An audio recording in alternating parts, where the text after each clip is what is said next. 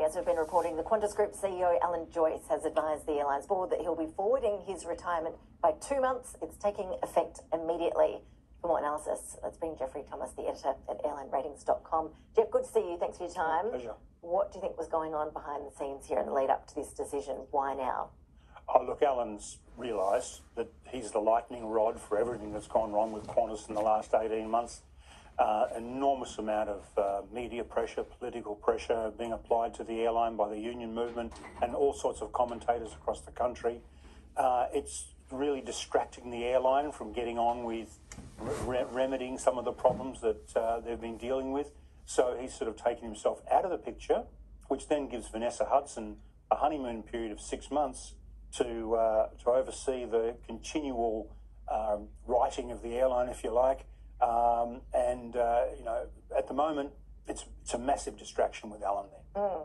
Some people, I'm thinking Tony Sheldon this morning, suggesting that in order for the Qantas to have that clean slate, they need to move on Richard Goyder as well. Is there any real pressure for that to happen? Look, I don't believe so. Richard Goyder is one of the best chairmen in this country. He's got an impeccable record of integrity. I don't think they should change any member of the board at all. And many would argue within the industry that Alan has done an incredible job, really has done an incredible job. And I think history will show that he has done an amazing job. Sure, they've done some things that in hindsight they should have done differently, like the credits, for instance. The ACCC allegations, it's for a very small window of time, May and June last year. My insiders tell me it was because the engineering and operations were not telling the marketing and sales what they were doing with flights. So therefore, it was a very small window. It wasn't 7 or 8, 9 months of doing this. It was just 2 months. And I think we're going to find, in the fullness of time, that it was incompetence rather than deceit. Let's hope so.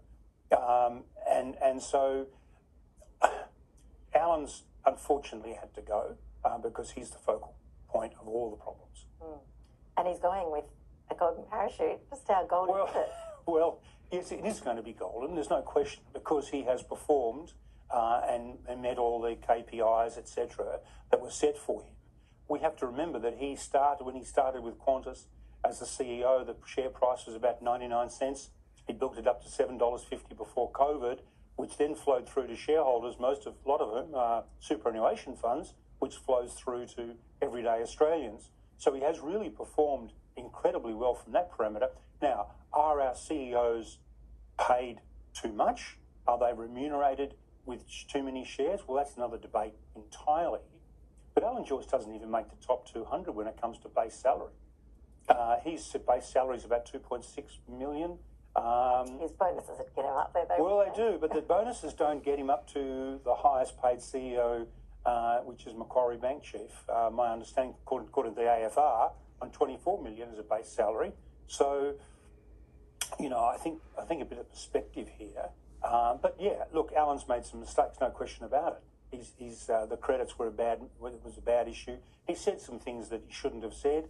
But in 12 months' time or 18 months' time, when people in Sydney and Melbourne and Brisbane get on board a A350-1000 and fly non-stop to London, they'll be saying, this is a fabulous airline. Who thought of this idea? Well, Alan Joyce did. Okay, so what is the future for Qantas now? Are we going to see much of a change in direction under Vanessa Hudson? Look, no, we're not really going to see a lot of change. She's been the CFO now for the last 3 years. She steered the airline through COVID. A lot of the decisions that were made through COVID were her decisions, which were endorsed by Alan, but she was the architect of those decisions. So she will continue the work of getting the airline back to what it was. Mind you, it's the same at every other airline in the world, all struggling to get back to the way they were, because the issues that have befallen Qantas are global.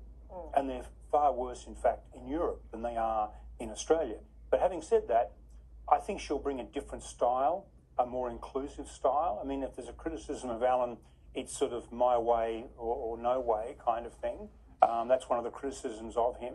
I think she'll be more inclusive, but she still faces the same challenges that Alan did. But she's going to get a honeymoon period, 6 months, 12 months.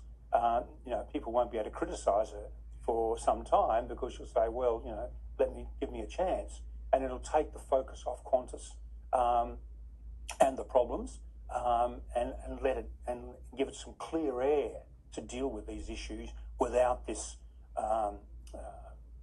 criticism going on non-stop in the background. Yeah, there's a lot on her desk to deal with. There is a lot on. She's very good though. She's a great operator, very highly qualified, a very, very competent person. So I think she'll do very well. Okay, we'll all be watching. Geoffrey Thomas, always appreciate your analysis. Thank you.